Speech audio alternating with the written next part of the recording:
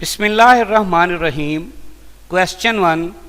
Which of the following hydrocarbons cannot be prepared by Kolb's electrolytic method? याद रखिए, Kolbe's electrolytic method symmetrical alkane, symmetrical alkyne और symmetrical alkyne की preparation में use होता है। अगर हम ईथेन की बात करें तो ईथेन क्या होता है? CH3 bond CH3। इसमें ये एक ही बॉन्ड है CC, उसके दाएं और बाएं एक जैसे ग्रुप्स हैं, तो ये सिमेट्रिकल अल्केन है। Ethene CH2 double bond CH2, इसमें एक ही CC डबल बॉन्ड है, उसके दाएं बाएं एक जैसे ग्रुप्स हैं, ये सिमेट्रिकल अल्कीन है। Ethyne CH triple bond CH, एक ही CC ट्रिपल बॉन्ड है, उसके दाएं और बाएं एक जैसे ग्रुप्स हैं, तो ये सिमेट्रिकल अल्काइन है।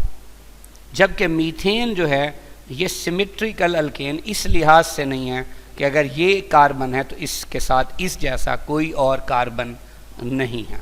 तो आंसर क्या होगा? चार्ली। लेकिन गौर से देखिए, अगर हमारे पास मोनोकार्बोक्सिलिक एसिड का साल्ट हो तो उसके 2 मोल जब इलेक्ट्रोलिटिक प्रोसेस से गुजरते हैं, electrolysis in the presence of water यानी एक्वस मीडिया में, तो बेसिकली हमारे पास क्या बनता है? ईथेन।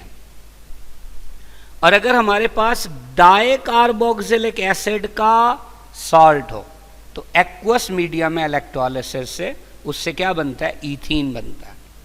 और अगर हो तो डाइकार्बोक्सिलिक एसिड का सॉल्ट, पर वो हो अनसैचुरेटेड, तो उससे क्या बनता है? अल्काइन। लेकिन ये अल्केन, अल्कीन और अल्काइन सिमेट्रिकल होंगे। ये तीनों क्या होंगे? सिमेट्रिकल, अनसिमेट्रिकल नहीं हो सकते। सो the answer will be Charlie. Question 2. The reaction of propene with HOCl proceeds via the addition of. अगर हम प्रोपीन का रिएक्शन करें HOCl से, तो जो प्रोपीन है ये भी एक अनसिमेट्रिकल अल्कीन है, और जो HOCl है ये एक अनसिमेट्रिकल रिएजेंट है। तो इसका मतलब ये ओबे करेगा कौन सा रूल? Markovnikov's rule. अब Cl की इलेक्ट्रोनेगेटिविटी चूंकि O से कम है तो ये पार्शियल पॉजिटिव होगा और ये पार्शियल नेगेटिव। अब ये पाई बॉन्ड न्यूक्लियोफाइल है, तो किस पे अटैक करेगा? इलेक्ट्रोफाइल पे, तो ये बॉन्ड इधर मूव कर जाएगा। अब मार्कोनिकव्स रूल के मुताबिक जब एक अनसिमेट्रिकल अल्कीन में अनसिमेट्रिकल रिएजेंट डालते हैं तो उसका जो नेगेटिव पार्ट होता है वो वहाँ लगता है जहाँ H कम होते हैं। तो अब देखें, इसका मतलब सबसे पहले जब Cl ऐड होगा तो वो CH के साथ नहीं होगा, वो किसके साथ होगा? CH2 के साथ। तो ये बनेगा क्या? CH3 CH single bond CH2 और इधर आ जाएगा Cl। अब इस कार्बन पे होगा पॉजिटिव चार्ज, साथ क्या बना? OH negative. अब देखिए Cl के ऊपर 3 लोन पेयर हैं, तो ये इस कार्बन पे अटैक कर देगा। इससे जो हमारे पास स्ट्रक्चर बनेगी वो क्या होगी? CH3 फिर CH इधर CH2 और ये Cl इधर भी बॉन्ड बना रहा है, इधर भी, चूंकि इसने लोन पेयर दिया था इसलिए इस पे चार्ज पॉजिटिव। अब आएगा OH नेगेटिव। अब वो कहाँ अटैक करेगा? जहाँ H कम थे, तो इससे के पास H कम थे, तो ये बॉन्ड इधर मूव कर जाएगा। तो अब देखिए क्या बनेगा? CH3 फिर CH इधर लग गया OH और इधर क्या है? ये CH2 Cl। तो ये प्रोडक्ट है जिसे आप जनरली हेलोहाइड्रेन भी बोलते हैं। और ये किसके तहत एडिशन है? मार्कोनिकव्स रूल के तहत एडिशन। और बड़ी इंपॉर्टेंट बात हमने डिस्कस किया है पहले भी कि ये जो एक इंटरमीडिएट हमें नज़र आ रहा है ये इतनी जल्दी बनता और इसमें कन्वर्ट हो जाता है कि हम इसे आइसोलेट कर ही नहीं सकते, लिहाजा हम इसे इंटरमीडिएट कहते हैं, इसे इंटरमीडिएट नहीं कहते। बहरहाल क्वेश्चन की ऑप्शंस क्या हैं? अल्फा है H plus in the first step. देखिए फर्स्ट स्टेप में H प्लस नहीं बल्कि Cl प्लस ऐड हो रहा है, तो ये बात गलत हो गई। Beta Cl plus and OH negative in a single step, गलत। देखिए पहले Cl प्लस ऐड हुआ है और बाद में OH नेगेटिव ऐड हुआ है, तो ये भी गलत हो गया। OH negative in the first step. देखिए फर्स्ट स्टेप में Cl पॉजिटिव ऐड हुआ है, अगर यहाँ लिखा होता OH negative in the second step तब ये सही था। डेल्टा पे लिखा है Cl plus in the first step, तो देखें वाकई Cl प्लस फर्स्ट स्टेप में ऐड हो रहा है, so the answer will be delta. Question 3, consider the following statements for methane gas. पहली statement, it is first member of alkane series. बिल्कुल simplest alkane methane है क्योंकि सबसे कम नंबर ऑफ कार्बन। दूसरी statement, it is called Marsh gas क्योंकि ये marshy places पे दलदल वाली जगहों पे बनती है, ये भी ठीक है। The coal miners call it fire damp क्योंकि जहां पे माइंस होती हैं वहां पे मीथेन अलोंग विद एयर धमाके कर सकती है, इसीलिए इसे फायर डैम्प कहता है, ये भी सही है। In natural gas there is 80% methane, बिल्कुल सही है, जबकि ऊपर जो 20% है वो उसमें इथेन, प्रोपेन, ब्यूटेन और कुछ और गैसेस होती। क्वेश्चन है कि विच of the above statements is या आर करेक्ट। ये तो सारी सही हैं, सो the answer will be delta. Question 4, which is the correct order of acidic strength in the following. देखिए हमने इन तमाम का एसिडिक स्ट्रेंथ का ऑर्डर बताना है। इनमें गौर से देखें, इथाइन, इथीन और इथेन दिया हुआ है। इन तमाम से वाटर तो ज़्यादा ही एसिडिक है। उसकी वजह कि वाटर में H और O का इलेक्ट्रोनेगेटिविटी डिफरेंस ज़्यादा है, तो O और H का बॉन्ड आसानी से O पे शिफ्ट हो सकता है, यानी ये आसानी से H पॉजिटिव दे सकता है। शर्त ये है कि जिस सॉल्वेंट में ये हो वो इस प्रोसेस को प्रोमोट करे। अब बाकी रह गए इथाइन, इथीन और इथेन। हम जानते हैं कि इथाइन जो है उसके अंदर C ट्रिपल बॉन्ड है, इथीन के अंदर यही C डबल बॉन्ड है और इथेन के अंदर C सिंगल बॉन्ड है। अब हम जानते हैं कि जब C ट्रिपल बॉन्ड की बात करते हैं तो ये C ट्रिपल बॉन्डेड जो कार्बन है that is sp hybridised. Double bonded जो है ये sp2 हाइब्रिडाइज्ड है और सिंगल बॉन्डेड sp3 हाइब्रिडाइज्ड। अगर ट्रिपल बॉन्डेड कार्बन में s करैक्टर की बात करें तो ये 50% है, क्यों कि एक s है और एक p है, आधा आधा हो गया। डबल बॉन्डेड कार्बन में देखिए एक s और दो p है, तो s तीसरा हिस्सा है यानी 33%। सिंगल बॉन्डेड में S एक है, P 3 है, यानी S चौथा हिस्सा है यानी 25%। अब जितना S करैक्टर ज्यादा होता है, capacity of atom to attract the shared pair of electron towards itself भी ज्यादा होती है। मतलब जो ट्रिपल बॉन्डेड C है वो डबल बॉन्डेड से और डबल बॉन्डेड सिंगल बॉन्डेड से मोर इलेक्ट्रोनेगेटिव है, चूंकि S करैक्टर ज्यादा है ट्रिपल बॉन्डेड कार्बन में। लिहाजा जब ये इन शेयर्ड पेयर ऑफ इलेक्ट्रॉन को अपनी तरफ ज्यादा खींचेगा तो ये ज्यादा पार्शियल नेगेटिव और ये ज्यादा पार्शियल पॉजिटिव होगा। उसकी निस्बत अल्कीन में जब हम देखेंगे तो ये नेगेटिव और पॉजिटिव करैक्टर अल्काइन की निस्बत कम होगा, और जब यही वाली बात हम देखेंगे अल्केन में तो वो इससे भी कम होगी। इसका मतलब C और H बॉन्ड आसानी से किस में ब्रेक होगा, अल्काइन में, जबकि अल्कीन के अंदर उसकी निस्बत ज़रा मुश्किल से और अल्केन के अंदर उससे भी मुश्किल से। लिहाजा एसिडिटी के ऑर्डर की बात करेंगे तो अल्काइन जो कि टर्मिनल अल्काइन है ये ज़्यादा एसिडिक होंगे अल्कीन से और ये ज़्यादा होंगे किससे, अल्केन से। अब पहले तो इन तीनों को देख लें, तो ये ऑर्डर आपको कहाँ नज़र आ रहा है, अल्फा पे नजर आ रहा है, और इन तीनों से ज्यादा एसिडिक है water, so the answer will be alpha. Question 5, which of the following is not correct name according to IUPAC system of the given structures. यानी ये जो स्ट्रक्चर दी हुई हैं इनमें से कौन सा नाम आयोपेक सिस्टम के मुताबिक सही नहीं है। देखिए अल्फा में CHO और अमाइनो ग्रुप है। सबसे पहले हमें नोमेनक्लेचर में जो फंक्शनल ग्रुप्स हैं उनके प्रायोरिटी ऑर्डर का पता होना चाहिए। देखें प्रायोरिटी ऑर्डर को मेमोराइज कैसे करना है, ऐसे मेमोराइज करना है, COOH को कह दिया कोह, CN को कह दिया कन, CHO को कह दिया चो, कोह कन चो।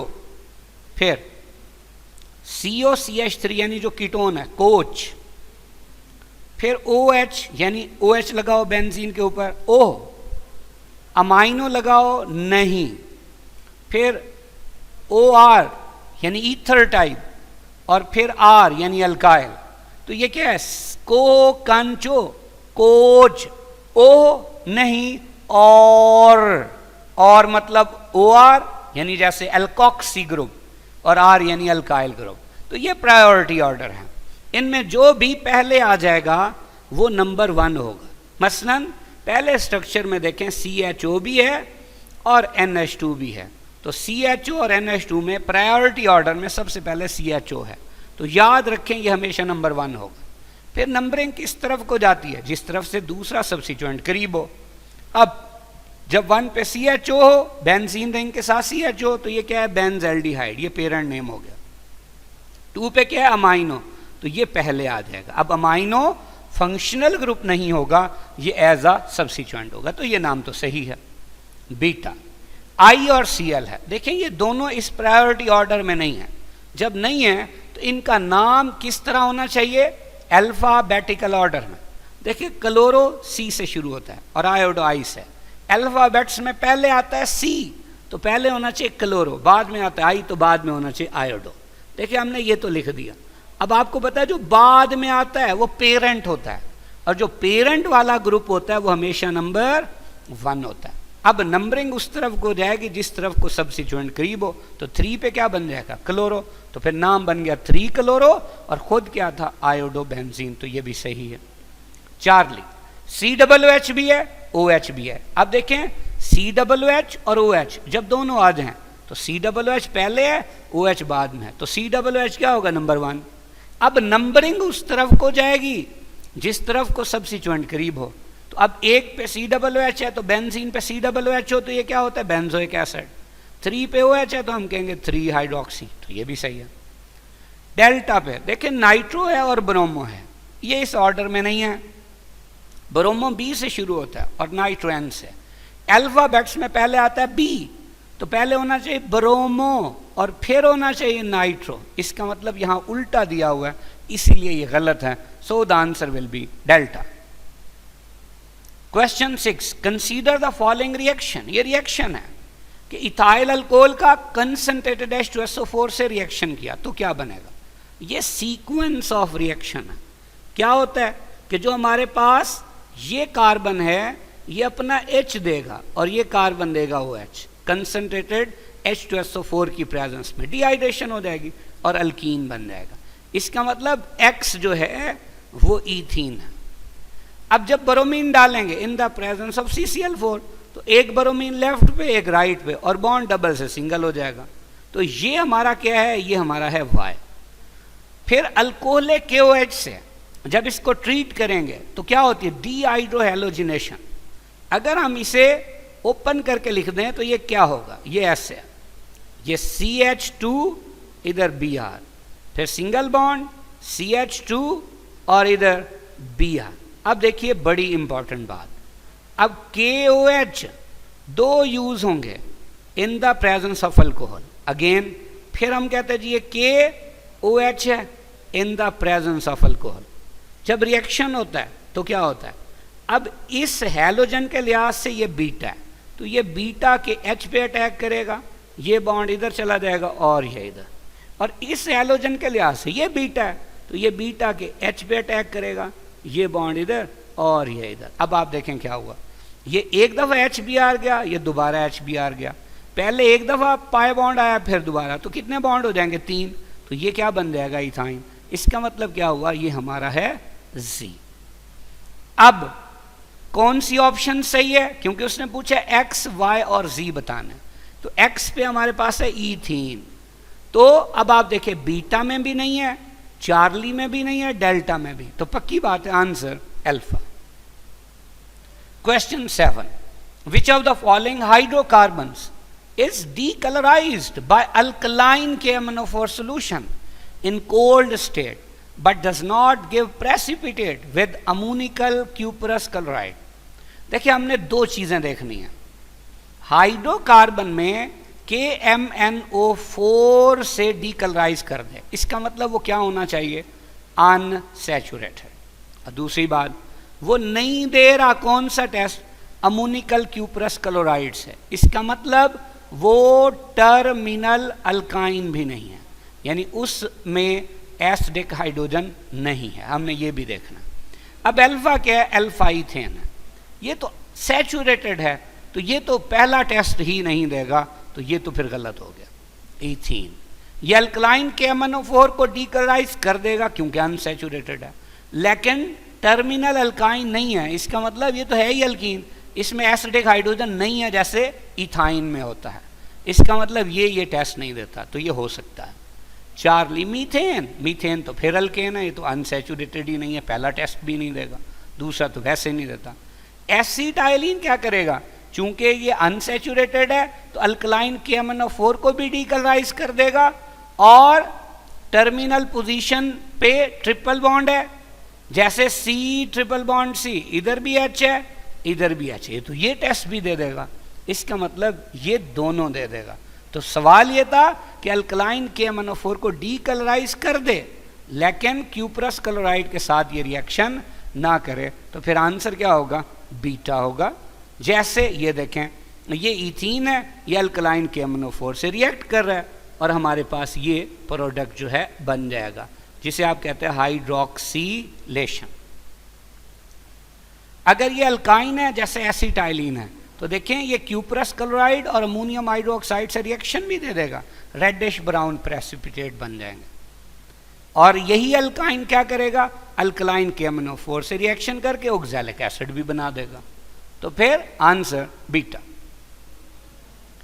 Question 8. In benzene, there are delocalized electrons which make it very stable molecule. Greater is the resonance energy, greater is the stability. The resonance energy of benzene is कितनी होती है? बेंजीन की resonance energy plus 150.5 kilo joule per mole. देखिए बड़ी important बात, ये resonance energy होती क्या है? अगर हमारे पास एक कंपाउंड हो साइक्लोहेक्सीन, हम कैटलिस्ट के जरिए उसमें हाइड्रोजन ऐड करें, तो जहां डबल बॉन्ड है वो सिंगल हो जाएगा with the addition of hydrogen, तो साइक्लोहेक्सेन बन गया. अब इसकी जो हीट ऑफ हाइड्रोजिनेशन है वो है -119.5 किलो जूल पर मोल, लेकिन अगर इसकी जगह ये बेंजीन हो तो इसमें 3 मोल H2 ऐड होता है और साइक्लोहेक्सेन बनता है. अब जब हम हिसाब लगाते हैं कि जहां एक डबल बॉन्ड था तो -119.5 किलो जूल पर मोल थी, तो जब 3 है तो इससे 3 गुना होनी चाहिए, यानी -358.5 किलो जूल पर मोल. लेकिन जब एक्सपेरिमेंट करते हैं तो वो सिर्फ कितनी निकलती है? -208 किलो जूल पर मोल. इन दोनों का डिफरेंस कितना है? वो है जी +150.5 किलो जूल पर मोल. यही जो डिफरेंस है ये क्या कहलाता है? रेजोनेंस एनर्जी कहलाता है. यानी रेजोनेंस एनर्जी असल में क्या है? कैलकुलेटेड हीट ऑफ हाइड्रोजिनेशन और ऑब्जर्व्ड हीट ऑफ हाइड्रोजिनेशन का difference.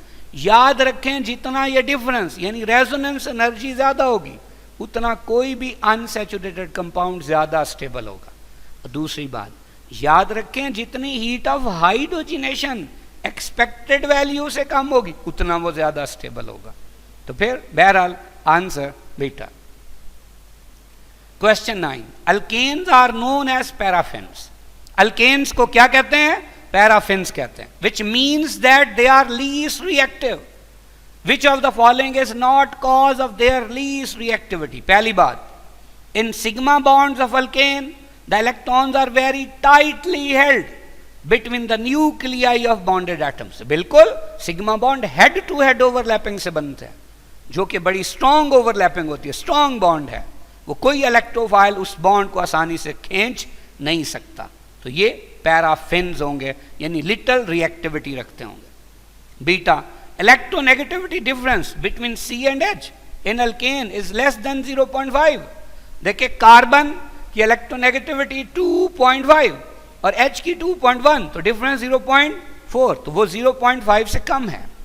They can act as electrophile, बिल्कुल गलत, ना ये इलेक्ट्रोफाइल है ना ये न्यूक्लियोफाइल है, क्योंकि इलेक्ट्रोनेगेटिविटी डिफरेंस बहुत कम है और इनमें कहीं पॉजिटिव चार्ज भी नहीं है।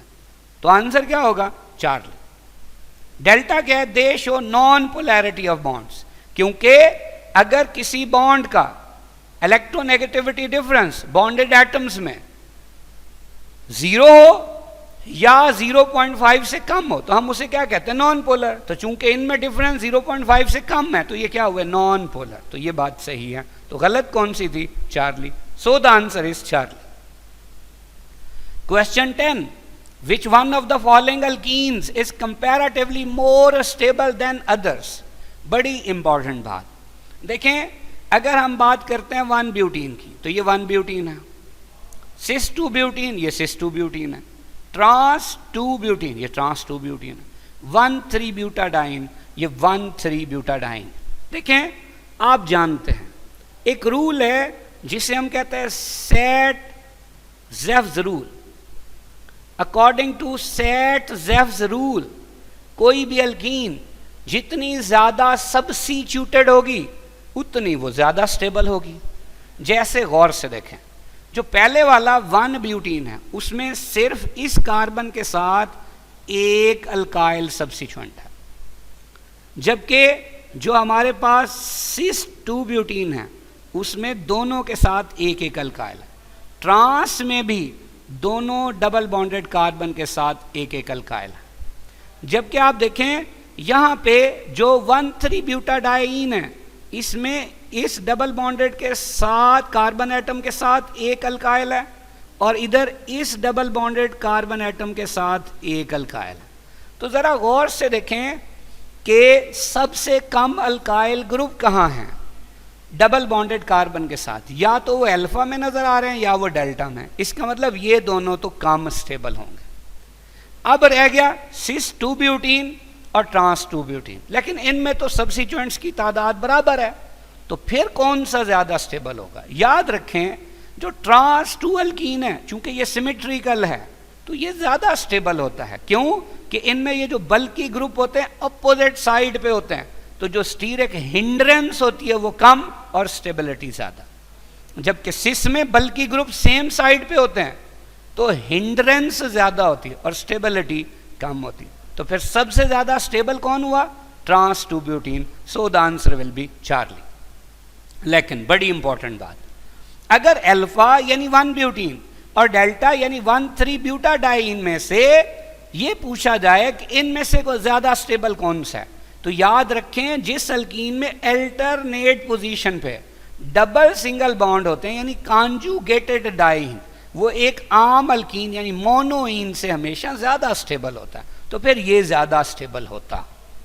और दूसरी बात बहुत इंपॉर्टेंट, अगर हमारे पास एक हो ट्रांस 2 ब्यूटीन और एक हो सिस 2 ब्यूटीन, तो इसके बारे में 4 बातें हमेशा याद रखनी।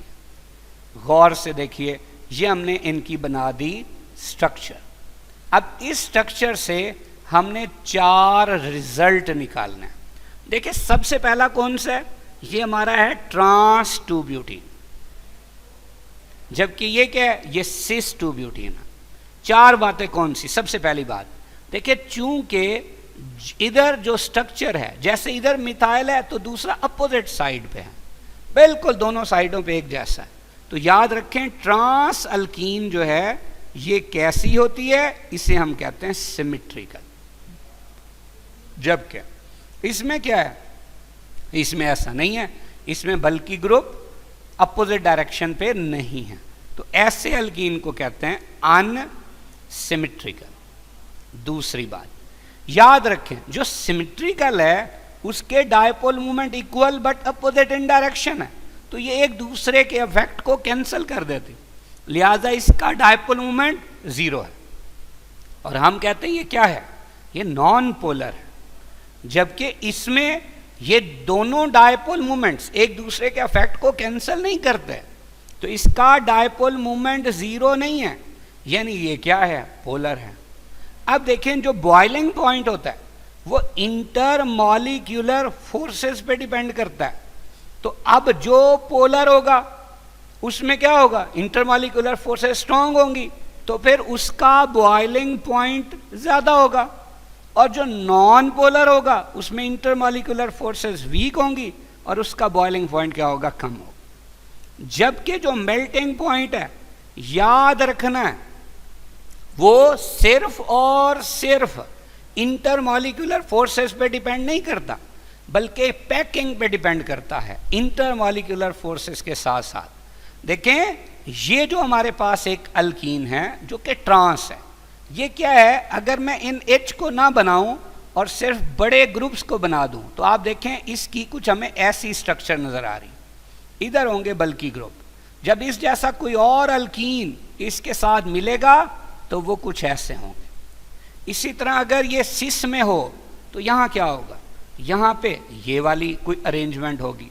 तो आप देखें यहां हिंड्रेंस ज्यादा होगी, तो जो सिस अल्कीन होता है उसमें पैकिंग लूज होती है, यानी इनमें देखें गैप कम है। जबकि जो ट्रांस है उनमें ये गैप कम है, यानी कैसी पैकिंग है, क्लोज पैकिंग। तो क्लोज पैकिंग की वजह से जो ट्रांस अल्कीन है उनका मेल्टिंग पॉइंट ज्यादा, जबकि सिस अल्कीन का जो मेल्टिंग पॉइंट है वो कम होता है। तो बड़ी इंपॉर्टेंट बातें हैं कि जो ट्रांस 2 ब्यूटीन है वो सिमेट्रिकल है, डायपोल मोमेंट 0 है, वो नॉन पोलर है, बॉइलिंग पॉइंट कम है पर मेल्टिंग पॉइंट ज्यादा है। क्यों ज्यादा है, क्योंकि पैकिंग अच्छी है, क्लोज पैकिंग है। सिस 2 ब्यूटीन अनसिमेट्रिकल है, डायपोल मोमेंट 0 नहीं है, यानी पोलर है, तो फिर इंटरमॉलिक्यूलर फोर्सेस ज्यादा हैं, लिहाजा बॉइलिंग पॉइंट ज्यादा है। लेकिन पैकिंग क्लोज नहीं है बल्कि लूज है, जिसकी वजह से मेल्टिंग पॉइंट कम है। तो बहरहाल answer 4। Question 11, benzene is an extraordinary stable molecule. This stability is due to the extensive delocalization of electron cloud. Which of the following methods या techniques does not explain stability of the benzene?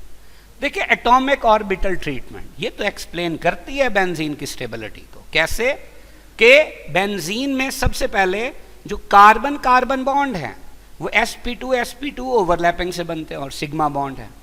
Carbon hydrogen bond sp2s overlapping से बनते हैं, ये भी sigma bond है। जबकि हर carbon पे जो 2pz unhybridised partially field orbital, उसकी पैरेलल ओवरलैपिंग से डीलोकलाइज्ड इलेक्ट्रॉनिक क्लाउड बनता है, जिसकी वजह से ये बेंजीन हाईली स्टेबल है। बीटा, क्रिस्टल फील्ड थ्योरी, ये crystal field theory transition metals के कम्प्लेक्सेस की कुछ प्रॉपर्टीज को एक्सप्लेन करने के लिए यूज होता है। ये डीलोकलाइजेशन ऑफ बेंजीन के इलेक्ट्रॉनिक क्लाउड के लिए यूज नहीं होता। चार्ली, रेजोनेंस एनर्जी, देखें हम ये इस तरह से 5 बेंजीन बना देते हैं। देखिए, आपको पता है बेंजीन में हर जो कार्बन है उसके ऊपर एक ऑर्बिटल पड़ा है जो कि अनहाइब्रिडाइज है, और उसमें कितने इलेक्ट्रॉन है, 1 इलेक्ट्रॉन है। तो ये देखें, सिग्मा बॉन्ड्स के अलावा हर कार्बन पे एक इलेक्ट्रॉन, जो कि किस ऑर्बिटल की वजह से, अनहाइब्रिडाइज्ड ऑर्बिटल की वजह से। ये हमने इसके ऊपर ड्रॉ कर दिया। अब देखिए, अगर हम रेजोनेंस मेथड से इसको एक्सप्लेन करें तो सबसे पहले देखिए रेजोनेंस क्या होती। आप कहते हैं कि different pairing schemes of pi electrons या electrons in a molecule is called resonance. तो अब आप देखिए, यहाँ पे ये जो 2 इलेक्ट्रॉन से ये पेयर अप हो गए, इसमें ये 2 इलेक्ट्रॉन पेयर अप हो गए, यहाँ ये 2 इलेक्ट्रॉन पेयर अप हो गए, तो अब क्या हो गया, ये स्ट्रक्चर बन गई। अब देखिए, पहले ये 2 पेयर अप हुए थे, अब हम कहते हैं ये 2 पेयर अप हो गए, इसमें ये 2 पेयर अप हो गए, इसमें ये 2 हो गए, तो अब एक और स्ट्रक्चर बन गई। इसी तरह हम कहते हैं जी इसमें ये 2 इलेक्ट्रॉन पेयर अप हो गए, फिर ये 2 पेयर अप हुए, ये हुए। इसी तरह फिर देखें आगे क्या हुआ, ये 2 इलेक्ट्रॉन पेयर अप हुए, ये 2 हुए, और फिर ये 2 हुए। सेम ये 2 इलेक्ट्रॉन की पेयरिंग, इन 2 की पेयरिंग और इन 2 की पेयरिंग। आप देखें, सिर्फ और सिर्फ जो अनहाइब्रिडाइज्ड p ऑर्बिटल्स थे, उनके इलेक्ट्रॉन की पेयरिंग स्कीम ही चेंज हुई है, इससे 5 स्ट्रक्चर बन गई हैं।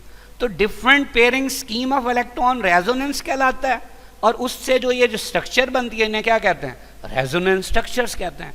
और more the resonance structures of a compound more will be it's stability. तो बेंजीन की 5 रेजोनेंस स्ट्रक्चर्स हैं, जो कि अच्छी खासी तादाद है, इसका मतलब इसकी स्टेबिलिटी भी अच्छी खासी है।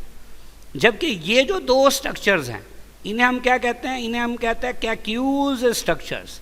जबकि ये जो 3 हैं इन्हें हम क्या कहते हैं? इन्हें डिवार्स स्ट्रक्चर्स कहते हैं।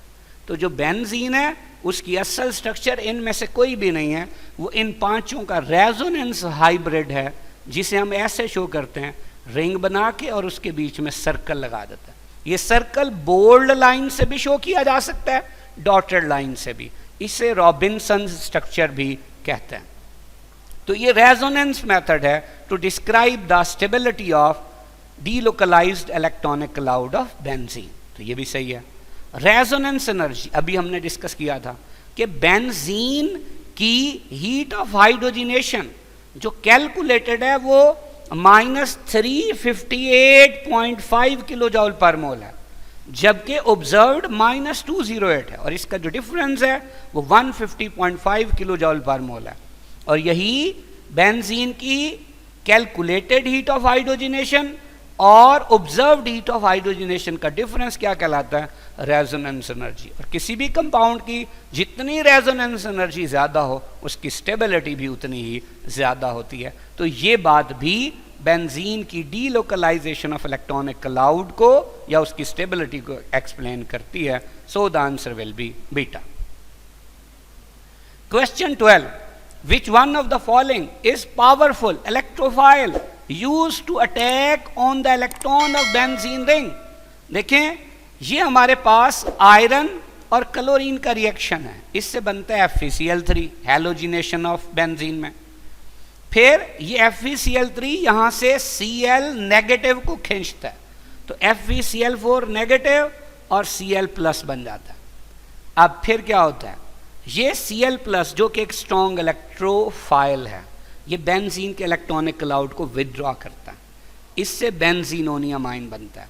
FeCl4 नेगेटिव एक्ट करता है एज अ बेस, तो ये यहाँ से डीप्रोटोनेशन करता है, ये बॉन्ड इधर चला जाएगा, रेजोनेंस बहाल हो जाएगी या एरोमेटिसिटी बहाल हो जाएगी, तो आपके पास सब्स्टिट्यूटेड बेंजीन आ जाएगा। सवाल क्या था कि बेंजीन रिंग के इलेक्ट्रॉन्स को कौन खींचता है जो कि एक पावरफुल इलेक्ट्रोफाइल है? तो हमें नजर आ रहा है वो Cl पॉजिटिव है। Cl पॉजिटिव कहाँ दिया हुआ है? चार्ली पे, सो द आंसर इज चार्ली। लेकिन ये FeCl2 का क्या काम है? ये FeCl2 यूज हो सकता है क्लोरीन से रिएक्ट करा के FeCl3 बनाने के लिए। FeCl4 नेगेटिव क्या है? ये बेस है, ये इस H प्लस को उड़ाने के लिए।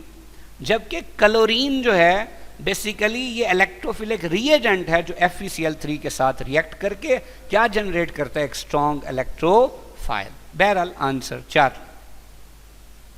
Question 13, the catalyst used in Friedl craft reaction is. तो फ्राइडल क्राफ्ट रिएक्शन में कैटलिस्ट कौन सा यूज होता है? AlCl3 यूज होता है, चाहे वो अल्काइलेशन हो या एसाइलेशन हो। सो द आंसर इज डेल्टा। जबकि प्लैटिनम जो है ये अनसैचुरेटेड कंपाउंड्स को सैचुरेटेड कंपाउंड्स में कन्वर्ट करने के लिए एज अ कैटलिस्ट यूज होता है। इसी तरह P2O5 as dehydrating agent use होता है। और कैल्शियम क्लोराइड आमतौर पे हाइग्रोस्कोपिक है, तो ये उसके तौर पे यूज होता है, ड्राइंग एजेंट के तौर पे। Question 14, when purely alcoholic solution of sodium और potassium hydroxide and halogenoalkanes are reacted and alkene is formed, what is the mechanism of the reaction? देखें, हमारे पास अल्कोहलिक KOH है और हैलोजिनोअल्केन है। देखें, अगर हम हैलोजिनोअल्केन बनाएं तो देखें ये हैलोजिनोअल्केन एक सिंपलेस्ट हैलोजिनोअल्केन आ गया। अब रिएक्शन किससे करवाया? KOH से, और सॉल्वेंट कौन से? अल्कोहल है। जिस कार्बन पे हैलोजन है वो अल्फा और साथ वाला बीटा, तो बेस किस पे अटैक करता है? बीटा कार्बन के हाइड्रोजन पे। तो अब देखिए रिएक्शन क्या होगा, इससे बना H, सी, इधर भी H, ये डबल बॉन्ड C, ये भी H आ गया और ये भी H। बड़ी इंपॉर्टेंट बात, ये इस H ने बॉन्ड दिया तो H पॉजिटिव, OH नेगेटिव है, मिलके बना H2O। जबकि ये X बॉन्ड लेके जा रहे हैं तो X नेगेटिव, K था पॉजिटिव, मिलके बनेगा KX। अब इसे क्या कहते हैं, इसे इलिमिनेशन कहते हैं। जब भी सैचुरेटेड से क्या बने, अनसैचुरेटेड कंपाउंड, तो वो प्रोसेस हमेशा क्या होगा, इलिमिनेशन। और चूंकि बीटा कार्बन के हाइड्रोजन से ये स्टार्ट होता है, इसलिए इसे बीटा इलिमिनेशन भी कहते हैं। तो आंसर अल्फा। अगर यहां X की जगह OH होता और ये H और OH जा रहा होता तो ये डिहाइड्रेशन भी था। डी ब्रोमिनेशन क्या होता है, जिसे आप डी हैलोजिनेशन कहते हैं। डी हैलोजिनेशन क्या होता है, विस्नल डाइहाइड, उनका जिंक से रिएक्शन करवा दें, उससे अल्कीन बन जाता है। जबकि रिडक्शन ऑफ बेंजीन कैसे होती है, कि अगर आप निकल से या किसी भी इस तरह के कैटलिस्ट से ट्रीट कर दें in the presence of hydrogen, तो वो साइक्लोहेक्सेन में कन्वर्ट हो जाती है, तो वो रिडक्शन ऑफ बेंजीन होगी। तो ये कौन सा था, beta elimination. So the answer will be alpha. Question 15. Alkyl benzene are readily oxidized by acidified KMnO4 or K2Cr2O7. In these reactions, alkyl groups are oxidized, keeping the benzene ring intact. यानी alkyl group oxidized हो जाते हैं, benzene ring को कुछ भी नहीं होता। On the oxidation of methyl benzene under such condition, the main product obtained is, अब मिथाइल बेंजीन की ऑक्सीडेशन करनी। देखें, इसको समझने के लिए हम सबसे पहले एक सिंपल सा रिएक्शन पढ़ते हैं। देखिए, जैसे मीथेन है, आपने मीथेन की ऑक्सीडेशन पढ़ी हुई है, कैटालिटिक ऑक्सीडेशन। उसमें क्या होता है, नेसेंट ऑक्सीजन C और H में ऐड हो जाता है। ये क्या बना, H C, यहाँ फिर H, इधर क्या आ गया O और H, और यहाँ पे फिर H। इसकी फिर ऑक्सीडेशन होती है। ऑक्सीडेशन कैसे होती है, इस CH में भी O आ जाता है, क्या बनता है HO, फिर CH, इधर OH और ये H। अब जब दो एडजेसेंट OH हो एक ही कार्बन पे, तो क्या होगा, ये अनस्टेबल है, तो यहां से क्या होगा, यहां वाटर रिमूव हो जाएगा। अब क्या होगा, इससे हमारे पास जो चीज बनेगी, दैट विल बी ये OH नेगेटिव और ये H पॉजिटिव, वाटर निकल गया, और ये बन गया C सिंगल बॉन्ड H, और इधर डबल बॉन्ड O, और ये फिर क्या चीज़ है, H है। अब इसकी फिर ऑक्सीडेशन होगी तो क्या होगा, ये चूंकि एल्डिहाइड है तो C और H में O आ जाएगा। अगर C और H में O आ गया तो ये बन जाएगा C डबल बॉन्ड O और इधर OH, जबकि ये क्या है, ये H। तो ये फॉर्मिक एसिड बन गया। लेकिन ज़रा ध्यान से देखिए, हम क्या करते हैं, जस्ट ये जो नीचे एक H था, हम इस H को हटा देते हैं। अगर हम इस H को हटा दें तो गौर से देखिए क्या होगा। असल में ये क्या चीज़ है, ये बेंजीन है, ये टॉल्वीन हो गया। अब टॉल्वीन का रिएक्शन हुआ किससे, नेसेंट ऑक्सीजन से। तो पहले जो चीज़ बनी वो क्या है, वो बेंजाइल अल्कोहल है, और फिर एक अनस्टेबल इंटरमीडिएट बना जो फौरन वाटर के रिमूवल से कन्वर्ट हो जाएगा किस में, बेंज एल्डिहाइड में, और ये बेंज एल्डिहाइड किस में कन्वर्ट हो जाएगा, बेंजोइक एसिड में। तो अब आप देखें कि टॉल्वीन की ऑक्सीडेशन से फाइनल जो प्रोडक्ट बनेगा वो क्या होगा, benzoic acid. So the answer will B 4। Question 16, Which of the following is the general formula of alkene? देखें, जब भी किसी चीज का जनरल फार्मूला पूछा जाए तो याद किया हुआ फार्मूला नहीं बताना, किसी एक अल्कीन की या जो भी पूछा हुआ है उसकी स्ट्रक्चर बनाए, आपको फौरन समझ आ जाएगी। अगर उसने अल्कीन कहा है तो हम चलें 3 कार्बन वाला एक अल्कीन बना देते, तो CH3 CH double bond CH2। अब कार्बन कितने हैं, कार्बन 3 है, H कितने हैं, 3 और 1 4, 4 और 2 6। तो हमें नजर आ रहा है जितने कार्बन है H उससे डबल है, तो फिर क्या बनेगा, CnH2 है। तो पक्की बात है हमारा आंसर क्या होगा, बीटा। अब अल्केन जो होते हैं उनमें अल्कीन से 2H ज्यादा होते हैं, तो अल्फा किसका होगा, अल्केन का होगा। और अगर आप इस अल्कीन से भी तो H निकाल दें, वो किसका होगा? अल्काइन का। और ये देखें, ये अल्केन का फार्मूला था पर 2n+1 कर दिया, यानी अल्केन में जितने H से इसमें उससे एक H कम है, तो ये किसका? अल्काइल का।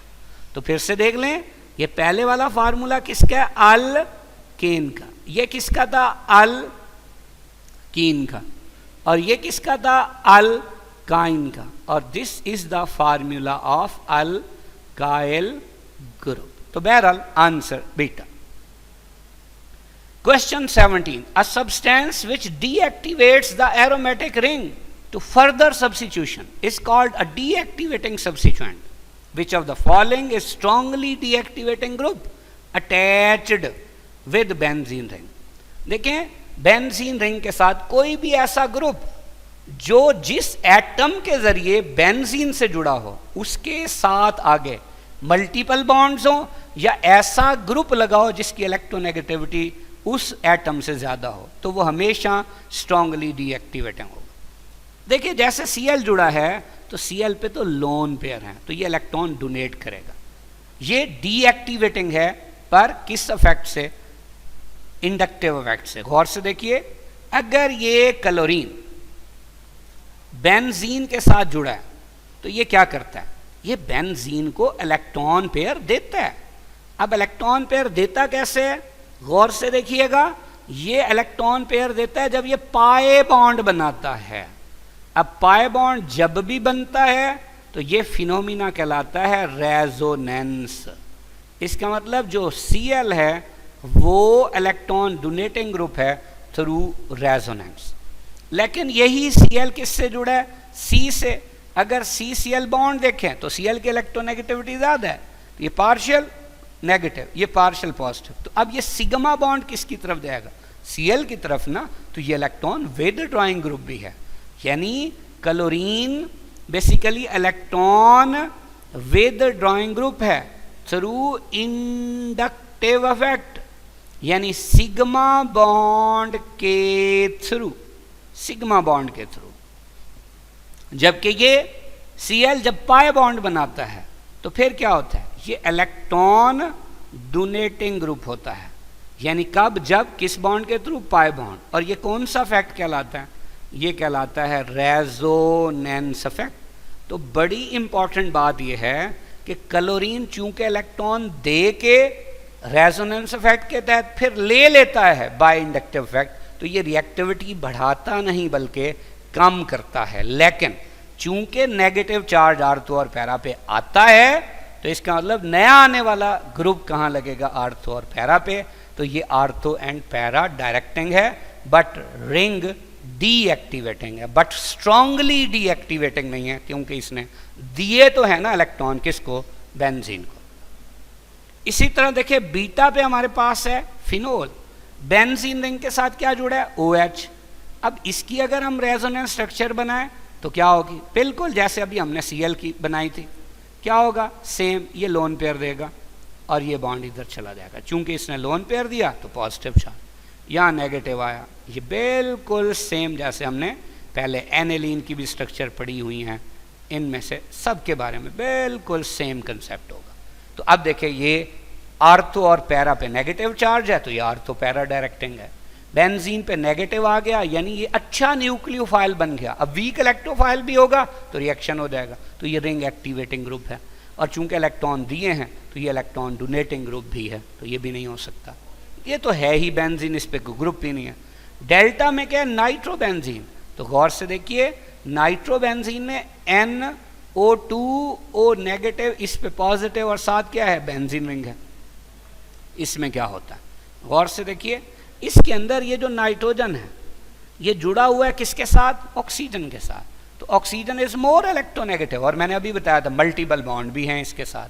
तो ये बॉन्ड जब इधर जाएगा तो इस पे नेगेटिव चार्ज आ जाएगा। N के रह जाएंगे 3 बॉन्ड, तो अपने बॉन्ड पूरे करने के लिए ये बॉन्ड खींचेगा। तो अब इस कार्बन पे पॉजिटिव चार्ज आएगा, इसको पूरा करेगा ये वाला बॉन्ड, अब इस पे पॉजिटिव आ जाएगा। इसको पूरा करेगा ये बॉन्ड, इस पे पॉजिटिव। अब देखिए, इधर 2 बॉन्ड थे, एक पहले वाला एक ये गया था, उनमें से एक यहाँ आ जाएगा, तब ये नेगेटिव वापस आएगा।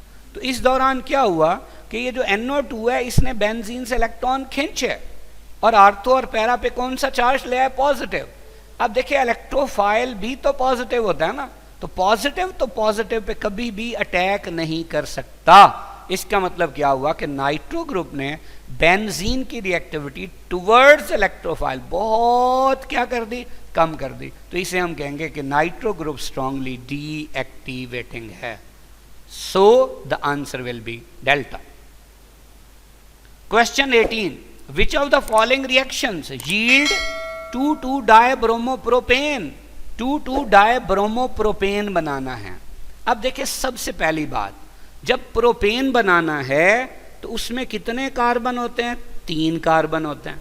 भाई आप देखिए चार्ली में तो कार्बन ही 2 हैं, इसका मतलब ये हो ही नहीं सकता। दूसरी बात, अगर हमने 2,2-डायब्रोमोप्रोपेन बनाना है तो बड़ी इंपॉर्टेंट बात ये कि ये जो डेल्टा है इसके अंदर आप प्रोपीन में एक HBr डाल रहे हैं, इसका मतलब 2 Br तो है ही नहीं, तो फिर ये भी नहीं हो सकता।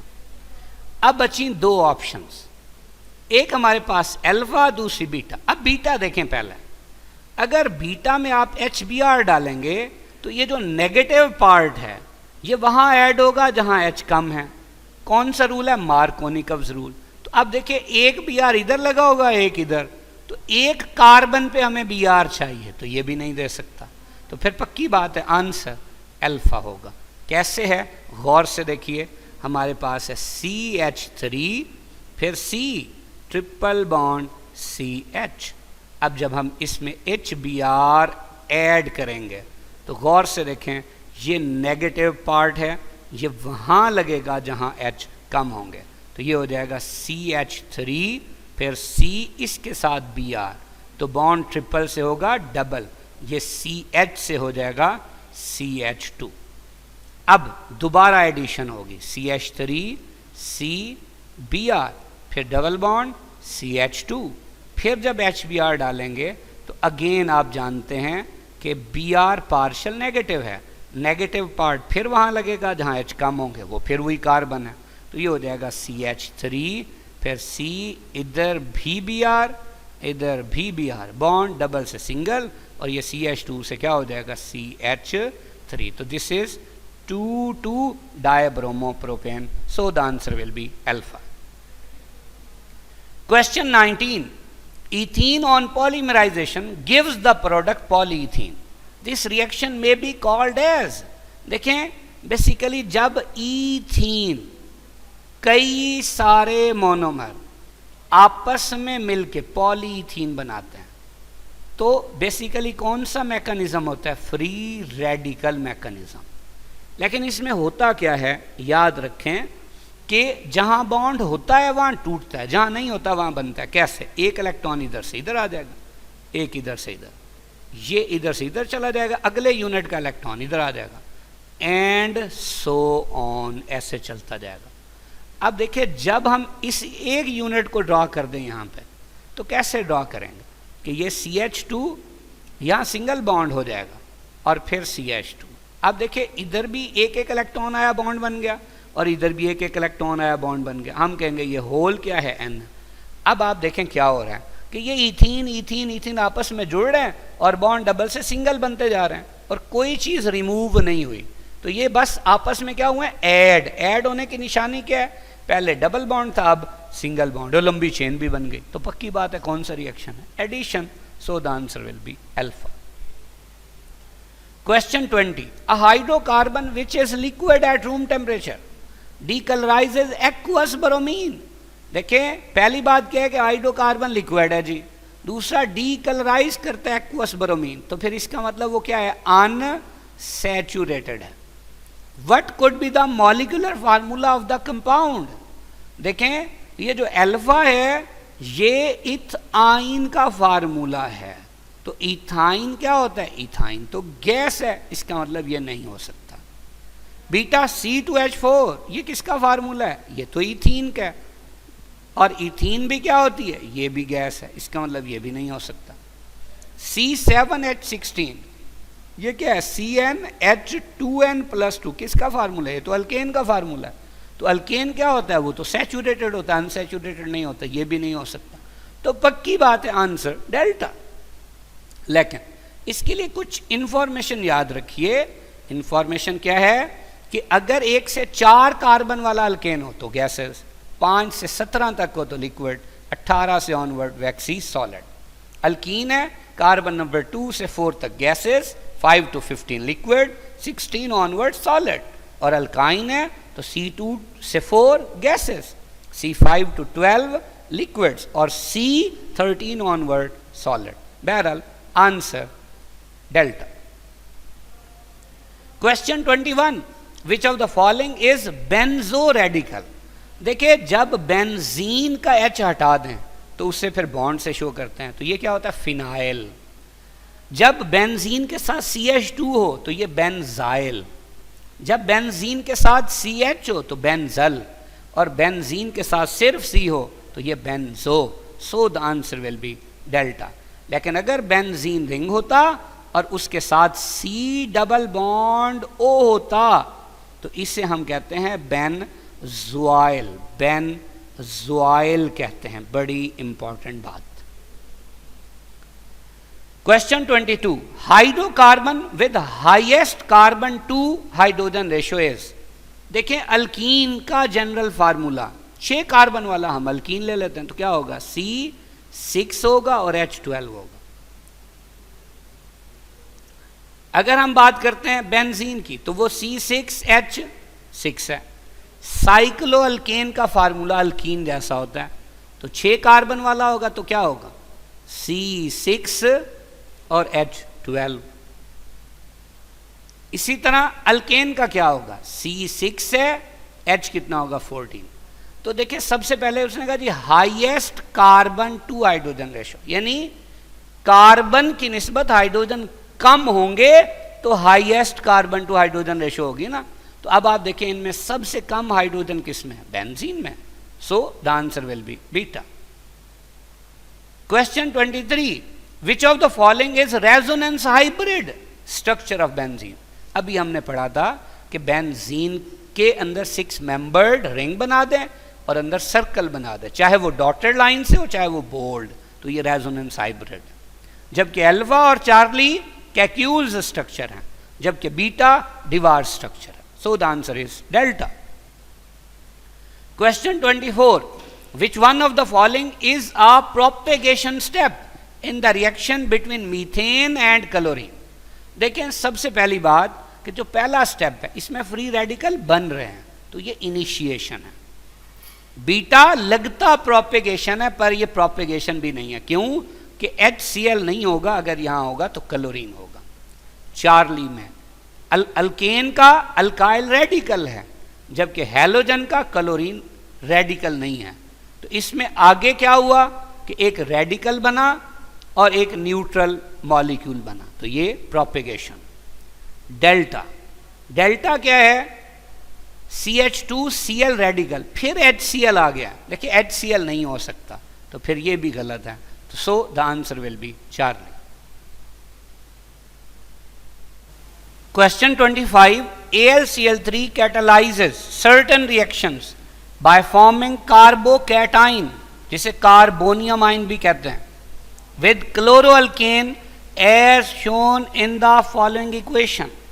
अब ये इक्वेशन है, इसमें अगर हम इसे ओपन करके लिखें तो ये क्या होगा कि ये AlCl3 इस Cl को बॉन्ड समेत खींचता है, यानी Cl नेगेटिव जुड़ता है AlCl3 के साथ।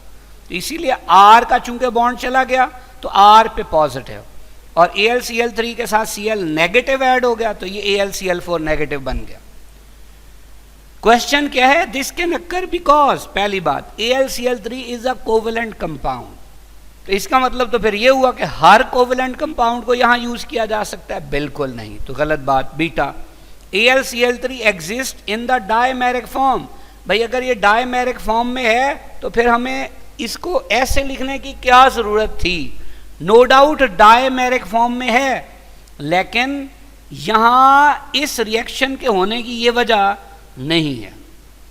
Charlie, aluminium atom in AlCl3 has an incomplete octet of electron. बिल्कुल सही है, क्योंकि ये AlCl3 जो था ये इस तरह था ट्राइगोनल प्लेनर। जब RCl में से Cl नेगेटिव आया, उसने इसके साथ कोऑर्डिनेट कोवलेंट बॉन्ड बनाया, तो अब ये बन गया AlCl4 negative with tetrahedral structure. तो अब इसमें इस Al का ऑक्टेट क्या हो गया, कंप्लीट हो गया। तो इसलिए वाकई इसने ऐसा किया। जबकि डेल्टा पे है कि Cl atom in RCl as a vacant p orbital, कि इसमें एक p ऑर्बिटल वेकेंट है। p ऑर्बिटल कभी भी 7th 6th और 5th ग्रुप के ऑर्बिटल का एलिमेंट का हो ही नहीं सकता। तो ये फिर गलत बात हो गई।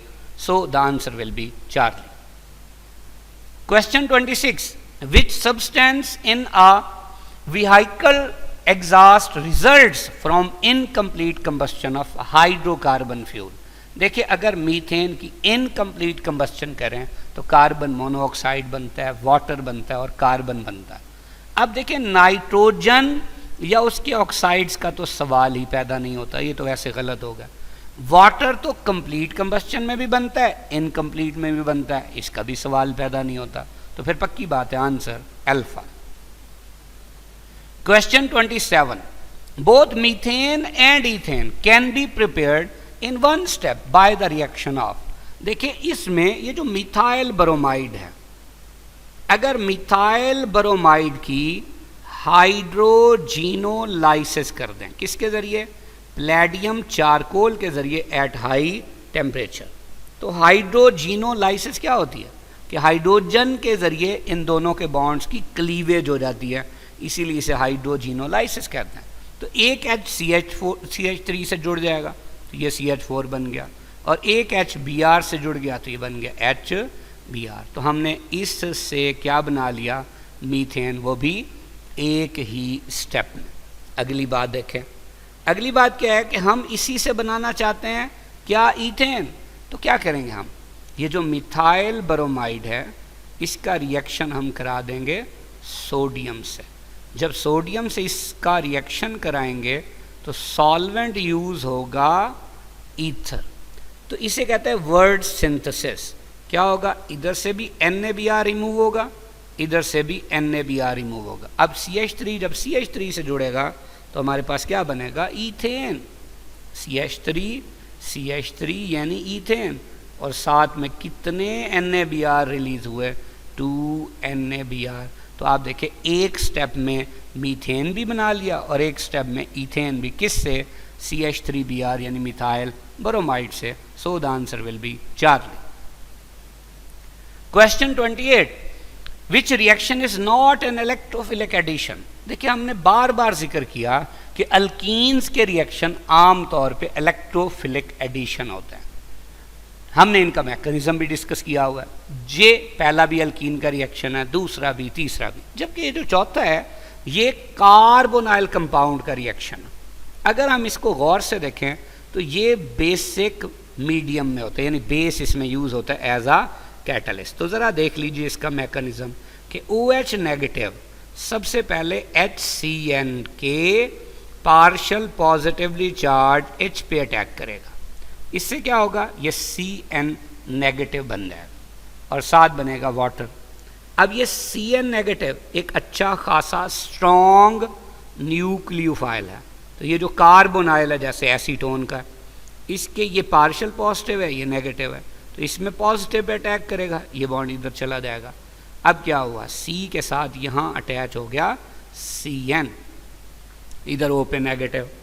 अब ये जो हमारे पास इंटरमीडिएट बना है, इसमें ये O नेगेटिव किस पे अटैक करेगा, ये जो वाटर बना था उसके H पे, ये पार्शियल पॉजिटिव, ये पार्शियल नेगेटिव। अब ये नेगेटिव इस पे अटैक करेगा, ये इधर। तो अब बन गया क्या, CN और साथ C, और इधर आ गया OH, और प्लस क्या चीज़ है, OH नेगेटिव है। ये OH नेगेटिव क्या था, जो पहले यूज़ हुआ और बाद में बन गया, तो ये क्या चीज़ है, ये कैटालिस्ट है। जबकि देखें इसमें ये जो दूसरे वाला स्टेप है ये स्लो है, जबकि बाकी दोनों स्टेप इसकी निस्बत फास्ट हैं। तो ज़रा गौर से देखिए, ये CN नेगेटिव जो कि न्यूक्लियोफाइल है, इस कार्बोनाइल में क्या होने की कोशिश कर रहा है, ऐड होने की कोशिश कर रहा है, इसीलिए हम इस तरह के रिएक्शंस को जो कि कार्बोनाइल कंपाउंड्स के होते हैं उन्हें न्यूक्लियोफिलिक एडिशन रिएक्शंस कहते हैं. सो the answer will be delta. Question 29. The electrophile involved in aromatic sulfonation reaction is. तो सल्फोनेशन रिएक्शन में क्या होता है? अगर दो H2SO4 के मॉलिक्यूल हम यूज करें तो अब क्या होगा? इसमें राइट वाला जो सल्फ्यूरिक एसिड है ये पार्शियल पॉजिटिव, ये पार्शियल नेगेटिव. अब देखिए इसमें ये O लोन पेयर्स के साथ है, ये इस पे अटैक करेगा, ये बॉन्ड इधर चला जाएगा. अब देखिए हमारे पास चीज़ जो बनेगी वो क्या होगी? वो होगी HO फिर S, डबल बॉन्ड O फिर डबल बॉन्ड O. इधर पहले एक H था, अब दूसरा भी लग गया, O पे पॉजिटिव चार्ज भी आ गया, साथ बन गया ये HSO4 और इस पे नेगेटिव, यानी HSO4 नेगेटिव हो गया. अब ये अनस्टेबल है क्योंकि इसमें वाटर अगर निकल जाए तो ये स्टेबल हो जाएगा. इससे क्या बना? ये H पॉजिटिव निकला और ये H2O, यानी ये बन जाएगा H3O पॉजिटिव. जबकि ये क्या है? S का double bond O, double bond O और फिर डबल बॉन्ड O, तो ये SO3 है. तो इस रिएक्शन में ये जो SO3 है this is actually an electrophile, जबकि ये HSO4 नेगेटिव जो है ये एक स्ट्रॉन्ग बेस है. तो अब SO3 एक स्ट्रॉन्ग इलेक्ट्रोफाइल कैसे है? क्योंकि सल्फर 3 बहुत ज़्यादा इलेक्ट्रोनेगेटिव ऑक्सीजन एटम से जुड़ा है, तो ये बहुत ज़्यादा पार्शल पॉजिटिवली चार्ज है, इसलिए एक्ट करता है एक अच्छे इलेक्ट्रोफाइल के तौर पे. सो the answer will B beta. Question 30. Which of the following is correct order of priority in case of polyfunctional group present in an organic compound? हमने डिस्कस किया कि ऑर्डर क्या है? COOH कोह, CN कन, CHO चो, कोह कन चो, फिर COCH3 कोच, फिर OHO, NH2 नहीं, और OR और R और. तो इसमें देखें जो अल्फा ऑप्शन है पहले OH है फिर NH2 है और फिर OR है, तो AOH NH2 और OR, इसका मतलब ये ऑर्डर क्या है? सही है. तो फिर बाकी देखें तो उनमें कुछ ना कुछ चीज़ें उलट लिखी हुई हैं. सो the answer is alpha. Question 31. Addition of halogen to alkene is an electrophilic addition reaction. Number of steps involved in the mechanism of reaction is या R. देखिए अगर हमारे पास अल्कीन है सीधा सादा सा ईथीन, अब हम उसमें ऐड करते हैं क्या? हैलोजन. मिसाल के तौर पे ये X2 है, तो ये इस पाई बॉन्ड की पोलैरिटी की वजह से इसमें पोलैरिटी इंड्यूस हो जाएगी, ये इस पे अटैक करेगा और ये इधर चला जाएगा. अब ये क्या बना? CH2 और सिंगल बॉन्ड CH2. अब सपोज इसके साथ हमने X जोड़ दिया तो इस पे होगा पॉजिटिव. अब X जो कि हैलोजन है इस पे 3 लोन पेयर हैं, तो इसने अटैक किया और ये क्या बना? CH2, इधर आ गया आपके पास X, इधर फिर CH2 और ये साथ क्या बना? साथ हमारे पास बन गया X नेगेटिव, और इस X पे कौन सा चार्ज होगा? पॉजिटिव. दूसरी बात हमने पढ़ा था कि ये जो इंटरमीडिएट है ये जितनी जल्दी बनता है उतनी जल्दी ख़त्म भी हो जाता है, तो इसे आम तौर पे लिटरेचर में शो नहीं किया जाता. तो ये एक स्टेप हो गया. अब दूसरे स्टेप में क्या होता है कि ये जो हैलोजिनोनियम आइन बना है इसके ऊपर दूसरा X नेगेटिव क्या करता है? अटैक करता है. ये हैलोजिनोनियम आइन है, दूसरा जो X नेगेटिव होगा वो अटैक करेगा. कैसे? इधर, और ये बॉन्ड इधर चला जाएगा. अब आप देखें क्या बन गया? ये 1,2 डाईहैलोजिनेटेड अल्केन बन गया. तो ये पहले वाला जो स्टेप होता है वो स्लो, जबकि दूसरे वाला फास्ट होता है. अब स्लो स्टेप में जो चीज़ ऐड हो रही है वो X पॉजिटिव है, यानी इलेक्ट्रोफाइल है, इसीलिए हम इसे कहते थे इलेक्ट्रोफिलिक एडिशन रिएक्शन. और ये कितने स्टेप्स में हुआ? 2 स्टेप्स में. सो the answer will be alpha. Question 32. Which of the following is not ortho and para directing? देखें, हमने अभी बात की थी कि जैसे NH2 है, तो जब ये NH2 बेंजीन रिंग से जुड़ा होगा तो इसमें N पे क्या है, लोन पेयर हैं, तो ये इलेक्ट्रॉन डोनेटिंग है, आर्थो पैरा डायरेक्टिंग होगा, रिंग एक्टिवेटिंग होगा। सेम OCH3 है, जैसे ये OH होता है, बिल्कुल उसी तरह का इसका फंक्शन होगा। जब रिंग के साथ जुड़ा होगा तो इस पे लोन पेयर हैं, इलेक्ट्रॉन देगा, आर्थो पैरा पे नेगेटिव चार्ज लेके आएगा, रिंग को एक्टिवेट करेगा, आर्थो पैरा डायरेक्टिंग होगा। OH भी बिल्कुल इसी तरह से है, इस पे भी लोन पेयर हैं, रिंग के साथ जुड़ा होगा, इसका भी सेम काम है। लेकिन जब ये CHO यानी एल्डिहाइड है, ये जुड़ा होगा बेंजीन रिंग से, तो ये इलेक्ट्रॉन देगा नहीं बल्कि इलेक्ट्रॉन लेगा। क्यों लेगा? क्योंकि इसके ऊपर जो O है, O is more electronegative than carbon, तो ये बॉन्ड इधर जाएगा तो इस पे नेगेटिव आ जाएगा, उसकी वजह से ये यहाँ से बॉन्ड खींचेगा, इधर पॉजिटिव, ये बॉन्ड इधर आएगा, इधर पॉजिटिव, ये बॉन्ड इधर आएगा, इधर पॉजिटिव। अब चूंकि यहाँ दो बॉन्ड होंगे, ये वाला इधर आ जाएगा और ये नेगेटिव वापस, तो इस दौरान आर्थो और पैरा पे कौन सा चार्ज आ गया? Positive charge. तो इलेक्ट्रोफाइल पे इसका अटैक आसान होने की बजाय मुश्किल हो जाएगा, जबकि इसकी जो मेटा पोजीशन है वो कंपैरेटिव टू आर्थो और पैरा थोड़ी सी रिच इन इलेक्ट्रॉन होगी, तो नया आने वाला ग्रुप पहले तो मुश्किल से लगेगा, लेकिन अगर लगेगा भी तो सिर्फ और सिर्फ कहाँ पे?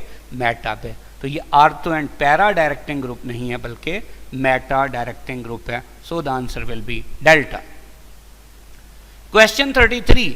What happens when 1 mole of ethane is mixed in the dark at room temperature with 6 mole of chlorine? देखें, अल्केन और हैलोजन के जितने मर्जी मोल डार्कनेस में मिला दें, कभी भी कुछ भी नहीं होगा, क्योंकि रिएक्शन के लिए शर्त है या तो सनलाइट हो या यूवी रेडिएशन हो या फिर हाई टेम्परेचर हो। सो the answer will be alpha. Question 34. Which of the following statements about alkene and arene is incorrect? देखें, अल्कीन के बारे में है कि ये लेस स्टेबल हैं और अरीन यानी बेंजीन मोर स्टेबल है। अब बेंजीन ज़्यादा स्टेबल क्यों है? क्योंकि उसमें extensive delocalisation of pi electron है, जबकि ऐसी बात आम अल्कीन में नहीं है, तो ठीक हो गया। बीटा लोकलाइज्ड पाई इलेक्ट्रॉन, यानी अल्कीन का बॉन्ड जिधर है उधर ही रहता है, लेकिन आपको पता है बेंजीन का उधर नहीं रहता, जैसे हमने उसकी 5 रेजोनेंस स्ट्रक्चर भी अभी डिस्कस की थी, तो वो डीलोकलाइज्ड होता है, ये भी सही है। इसी तरह इलेक्ट्रोफिलिक एडिशन रिएक्शन देते हैं अल्कीन, अभी हम पढ़ के हैं मैकेनिज्म के साथ, जबकि बेंजीन इलेक्ट्रोफिलिक सब्स्टिट्यूशन रिएक्शन देता है, ये भी हमने डिस्कस किया, ये भी सही है। अल्कीन में pi electrons are less exposed, ये बिल्कुल गलत है, और अरीन में मोर एक्सपोज्ड, तो ये गलत हो गया। सो the answer will be delta. अब देखिए गलत कैसे है कि एक अल्कीन जो है उसमें कोई डीलोकलाइजेशन नहीं है, तो अगर एक इलेक्ट्रोफाइल आ जाए तो ये आसानी से खींच सकता है इस इलेक्ट्रॉन पेयर को, लेकिन चूंकि बेंजीन के अंदर डीलोकलाइजेशन ऑफ पाई इलेक्ट्रॉन है, तो इस अल्कीन के पाई बॉन्ड की निस्बत यहाँ से इलेक्ट्रोफाइल का इस डीलोकलाइज्ड इलेक्ट्रॉन को खींचना क्या है? मुश्किल है, जबकि ये क्या है? ये आसान है। तो ये बात उलट लिखी हुई थी, इसलिए answer delta. Question 35. Consider the following statements. Markovnikov's rule is sometimes phrased the richer gets richer. देखें, इसको साबित कर लेते हैं कि अगर हमारे पास एक अल्कीन है जो कि प्रोपीन है, अब इसके अंदर हम क्या डाल देते हैं? HBr डाल देते हैं। तो अब देखिए, ये नेगेटिव पार्ट वहां लगेगा जहां H कम होंगे, तो ये क्या बनेगा? CH3, फिर CH, इधर Br, और ये CH2 था तो अब CH3 हो गया। अब देखिए इसका मतलब क्या है? इसका मतलब ये है कि इन दो कार्बन का आपस में मुकाबला था। अब ये वाला जो कार्बन था वो एक मिथाइल से जुड़ा था और एक H से जुड़ा था, जबकि इधर वाला कार्बन दोनों H से जुड़ा था। तो इस कार्बन के साथ था एक बड़ा ग्रुप, इसके साथ कोई बड़ा ग्रुप नहीं था हाइड्रोजन के अलावा। अब देखिए, ये HBr में बड़ा ग्रुप कौन है? Br। तो आप देखिए आगे चल के बी आर कहाँ लगा है, उसके साथ जिसके साथ पहले ही बड़ा ग्रुप था, इन जो यूँ समझे जो पहले ही बड़ा आदमी था। तो इसका मतलब क्या हुआ कि इससे हम कहते हैं रिचर गेट रिचर, यानी जिसके साथ पहले बड़े ग्रुप लगे होंगे आगे भी उसी के साथ ही बड़े ग्रुप लगेंगे। तो ये बात क्या है, सही है। दूसरी स्टेटमेंट क्या है, substituents in IUPAC system are listed in alphabetical order. बिल्कुल, अगर फर्ज किया कि किसी भी कंपाउंड में इथाइल भी आ गया मिथाइल भी, तो अल्फाबेट्स में ई इथाइल का पहले आता है और एम मिथाइल का बाद में आता है, तो हम उसे इथाइल मिथाइल बोलेंगे, मिथाइल इथाइल नहीं बोलेंगे। तीसरी बात, the main molecular forces present in alkene are van der Waals forces. चूंकि जो अल्केन अल्कीन या अल्काइन है या इवन एरोमेटिक हाइड्रोकार्बन है, ये क्या होते हैं, नॉन पोलर होते हैं, तो उनमें वैन डर वाल्स फोर्सेस ही होंगी। Alkenes are prepared in the laboratory by dehydration of alcohol. तो अल्कोहल की डिहाइड्रेशन से इन्हें प्रिपेयर किया जा सकता है। अभी हमने कुछ रिएक्शंस देखे भी हैं, तो ये भी सही है। तो विच of the above statements is या आर करेक्ट। जैसे ये एक अल्कोहल है जो कि प्राइमरी अल्कोहल है, अगर हमने इसकी डिहाइड्रेशन करनी हो तो 75% H2SO4 और 140 से 170 डिग्री सेल्सियस टेम्परेचर पे इसमें क्या हो जाती है, डिहाइड्रेशन, और ये अल्कीन बन जाती है। तो अल्कीन डिहाइड्रेशन ऑफ अल्कोहल से बनाई जाती है कौन से लेवल पे, लेबोरेटरी लेवल पे। तो ये सारी बातें सही थी, सो the answer will be delta. Best of luck, Allah Hafiz.